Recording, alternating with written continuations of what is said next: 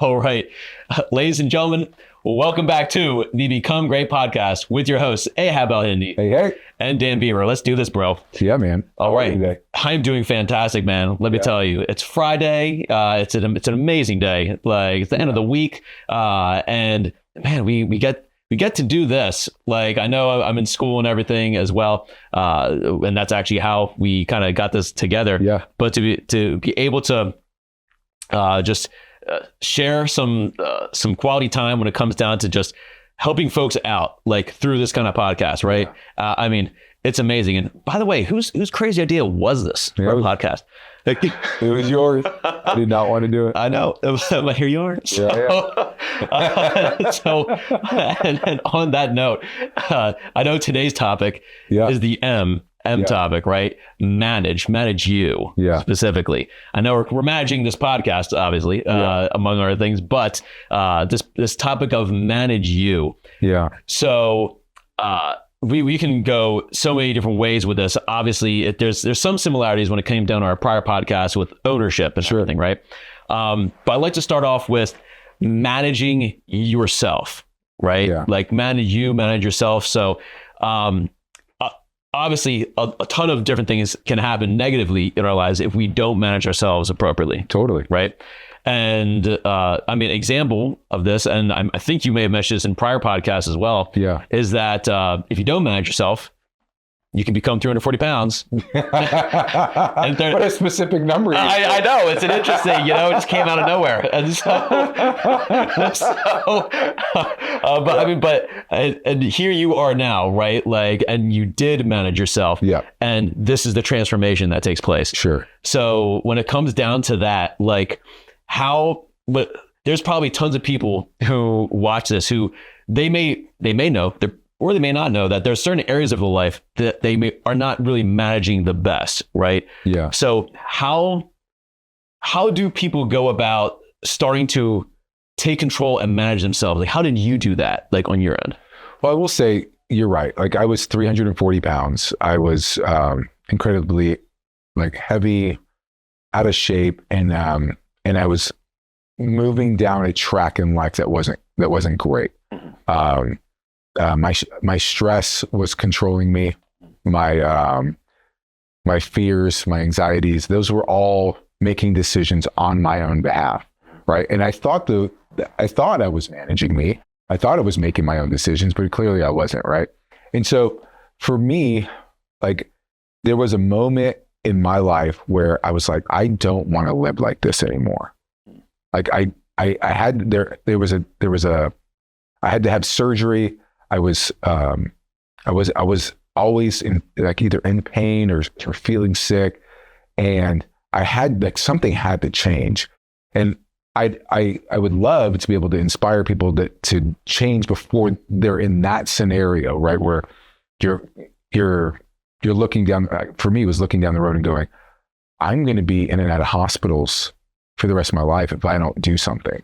Because of my health. And so for, like, just to begin managing yourself, you have to make a decision that impacts every part of your life. And for me, that decision was around my health. And like, there's an old story, right? Like, there's 5 birds on a pier, 5 seagulls on a pier, and 4 of them decide to fly away. How many are on the pier? It should just be 1. Right. But it's 5. Because deciding to do something isn't doing something. I see. Yeah. Like, when you decide to start managing your time, your habits, your energy, your eating, when you make that decision, that is not you doing anything. That's right. All you've done is decide. Right. And there's this picture, right? Like, the chicken thinks it's a really good idea to feed the farmer, right? Yeah. They just think it's a good idea, and they think it's nice for the farmer. It's not a big deal. The pig is committed to feeding the farmer. You got that right. Yeah. So, like, once we decide to do something, right, You can just think it's a good idea, but to actually see change, you have to commit to the idea. Yeah. And the picture of the pig is a great picture because there's a death that has to happen. That was committed. Yeah. There's a level of like dying to your own needs, or maybe not your needs, but your desires, your appetites, right? Where you have to say no more. Like, I have ADHD. So that means my relationship with time is really weird, right? I might say I have 5 minutes, and that I will tell myself that's plenty of time to do X, Y, and Z before I leave. Yeah. Right. It's not true. 5 minutes is so fast. Right. I learned this the hard way. But my ADHD tells me that it's not, that it's a very slow period, and I can take a shower, I can brush my teeth, and I can then get ready for work and then leave. Right. It's not true.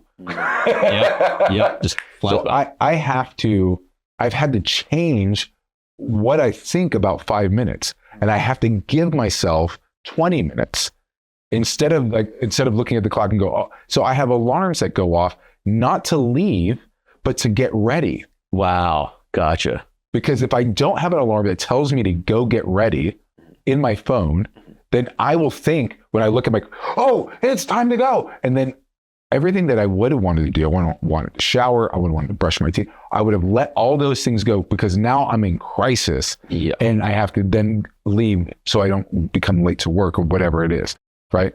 And so it's interesting how we manage ourselves. There are shortcuts and hacks that we can bring to our lives that help us manage ourselves so that we can be the person we actually desire to be. Not settle for the person that we currently are. Oh, we can actually achieve the person we desire to be. We won't settle for the person we currently are. Yeah. And it sounds like that only happens at the edge of dying to, well, it might be a strong word, but essentially breaking down whatever. We say it figuratively, right? Like, yeah. Well, obviously, yeah. But like, killing your comfort zone, essentially, right? Yeah. Like you are in this bubble that's comfortable and everything, right? But for you, going back to your example, right? Yeah. It was at the point where you're in the hospital and you're like, I don't care about my comfortable bubble. I'm freaking doing something about something this. is changing. Something is changing. And so it was that moment where you're like, okay, I don't care how uncomfortable this gets. I'm going to make a change. Yeah.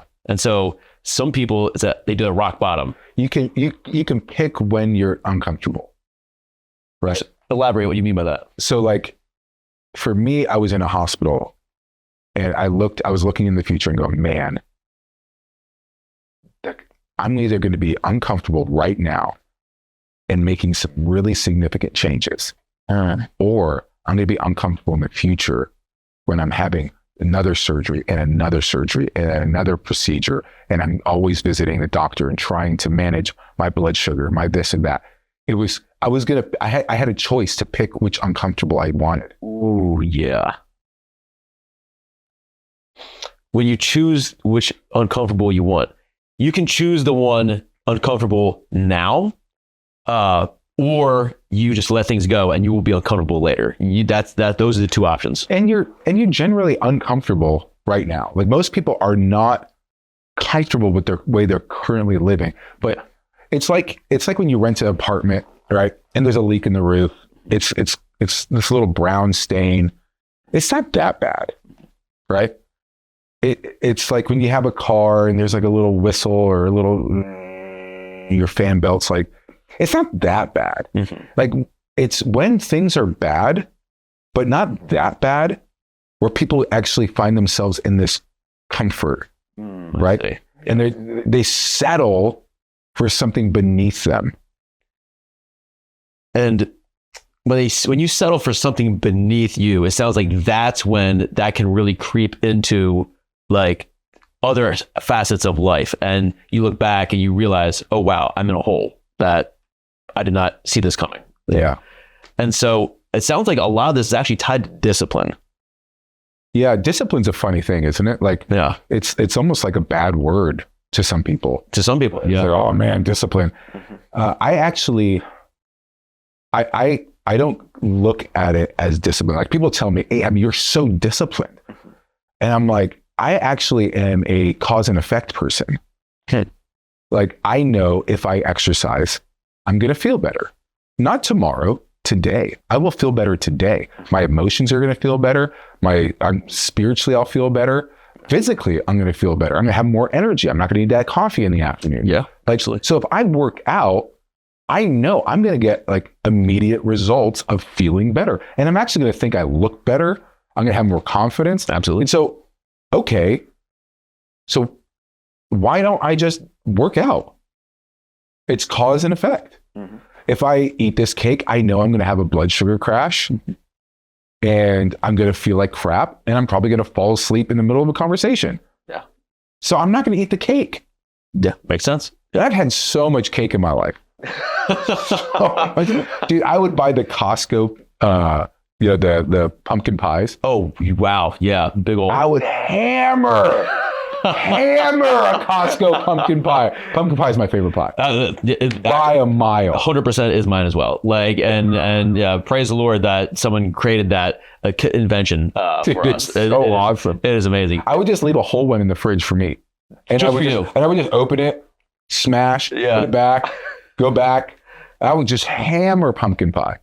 So how did you go from that point, right? Like, because when people start off, they're in that point where like, yo, this pumpkin pie, it's my jam and everything. But working out, it feels hard, right? Like there's a lot of resistance in the beginning. Yeah. Now you've absolutely flipped it on its head where like you love to work out. It makes you feel better in the present time, right? Yeah. And eating cake and all that now, like it makes you sick. How did you make that transition happen?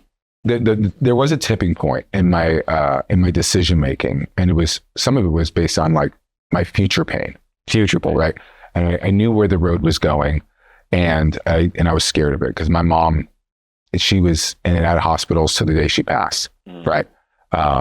Smoked like 3 packs of cigarettes a day. Like there was things that I could see coming, right? Yeah. And those things, they terrified me, right?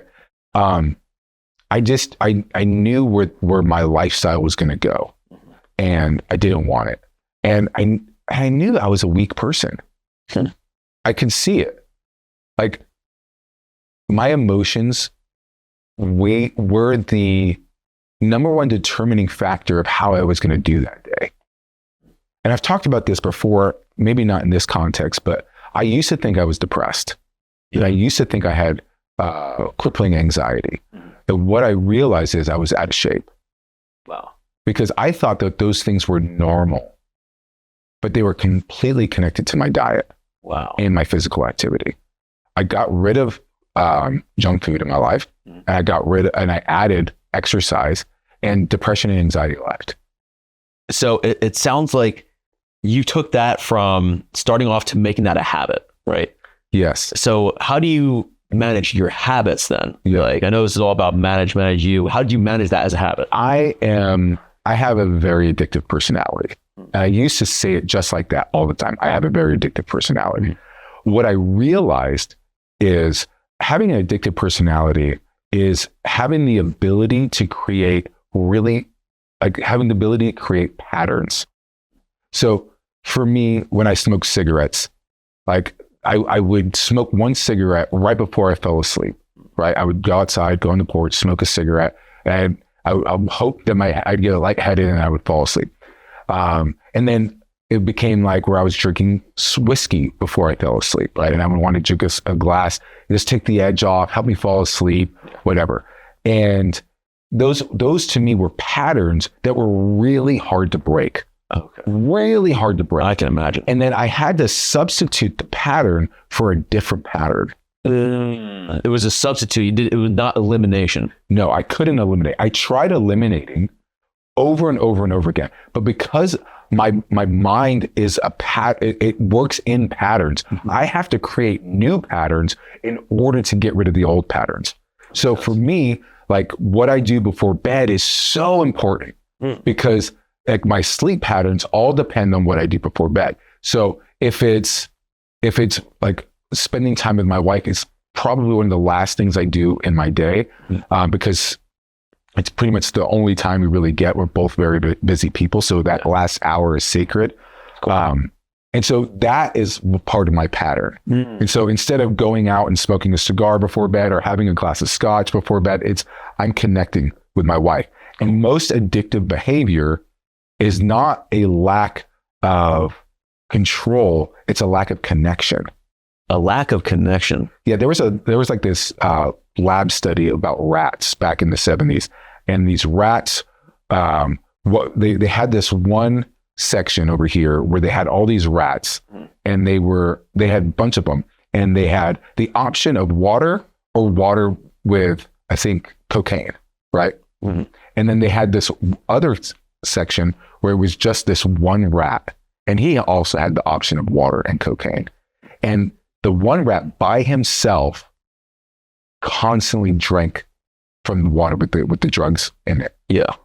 Over here, when they were in community, they were having sex, they were playing, they were doing all this stuff, they would mainly drink water and occasionally have the one with cocaine.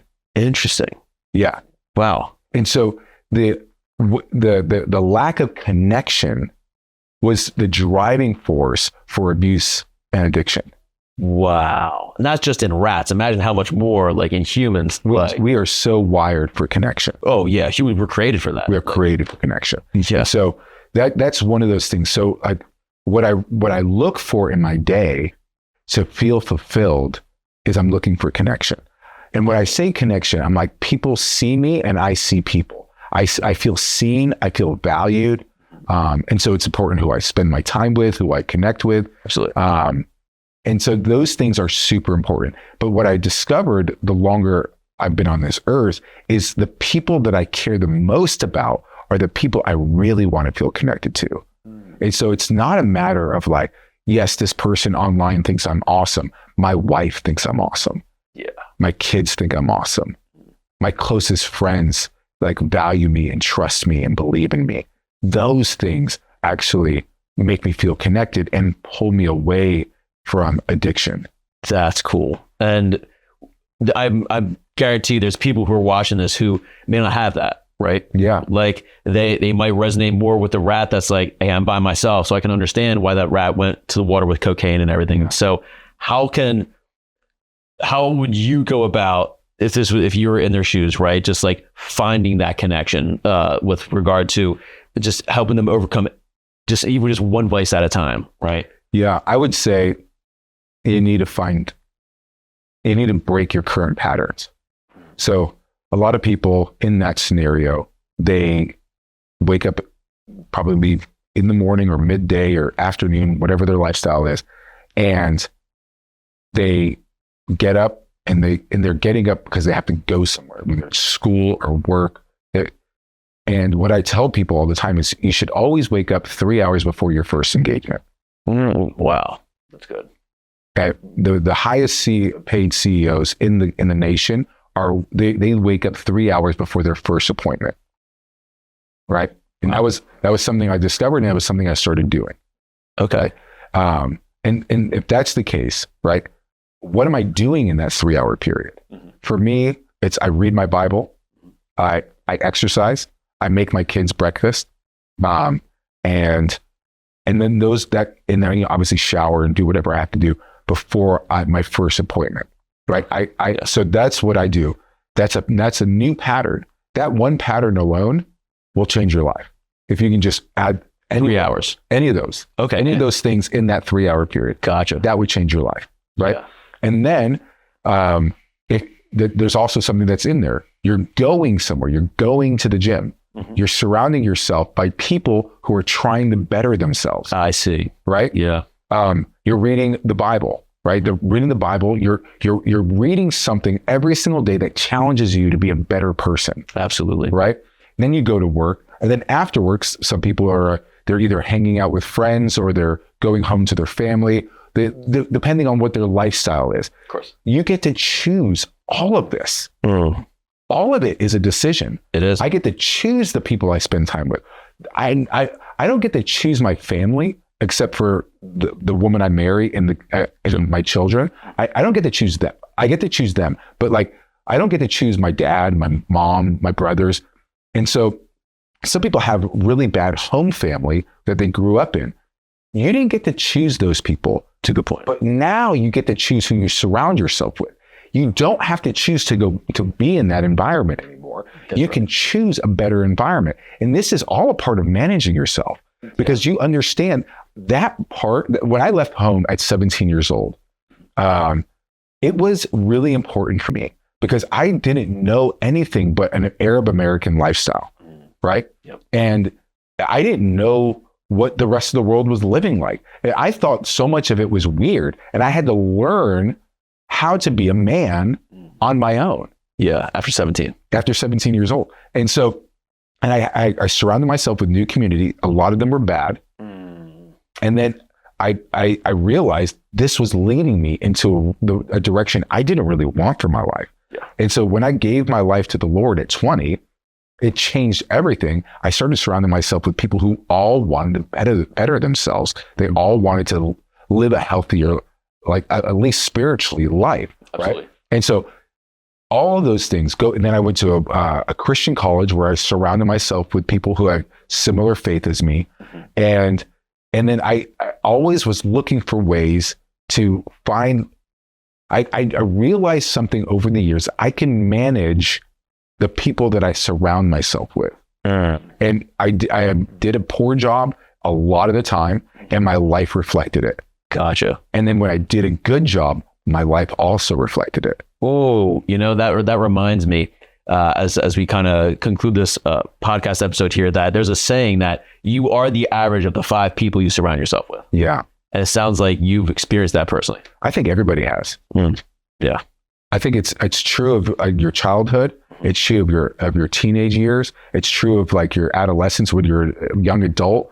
It's true. You see it. Yeah. Like you didn't have piercings. Now you have piercings. Why? Because all your friends have piercings. You didn't have tattoos. You now have tattoos. Why? Because all your friends have tattoos.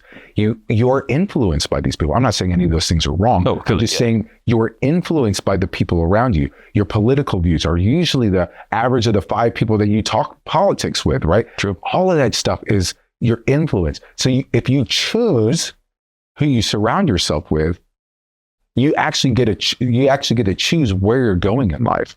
That's huge. Gotcha. And so to kind of sum it all up, to manage yourself, right? Like it all comes down to, first off, making the decision to step outside your comfort zone, to do something to better yourself, right? Deciding to do something isn't doing something. And yes, deciding to do something is not doing something. Very different. Yeah. So to actually do something, do the thing, right? Make it a habit, right? And if you have a bad habit in your life, swap it out. Substitute the habit with some other pattern that benefits you. Hopefully it's around something with connection. Find people who care about you and get around them. And if you don't have any, build some new ones. I was just about to ask, I think a great way to end this podcast is, how would you go about recommending to someone on here that they're just like, I really have no clue how to find good connections, right? What would be the number one thing you'd give them as a tip? Yeah. One, you have to be uncomfortable in order to do it, right? Making new friends is really hard. True. So you might have to go to a church to find people that you want to be around. You might have to go to the gym. Go to places where people are trying to better themselves. Go to a college if that's up the alley for you. Or go to a trade school where people are trying to better themselves, right? And try to find the people that are the most ambitious, the most successful in that environment. And those should be. I was just speaking at a university a couple of weeks ago, and I said, if I was in school today, I would be finding the people that are most ambitious and the most successful in this environment, because guess what? That translates. And so I would try to make those my best friends. Yes, absolutely. And then I would, one of my closest friends, I pursued him. He's very successful. His name is well known in our community. And I was like, I feel like I'm supposed to be friends with this guy. I'm going to pursue him. You know how awkward it is for a grown man to pursue friendship with another grown man? Yeah, that's fair. Yep. It's awkward, but he is now one of my best friends. We own a ranch in Oklahoma together. We are close. Our families spend a ton of time together, and I admire him and he admires me, and our families are growing up together. I chose that. Not just for me, but for my kids and for my spouse and all of them, because they're all being influenced by another powerful family. And that is something we got to choose.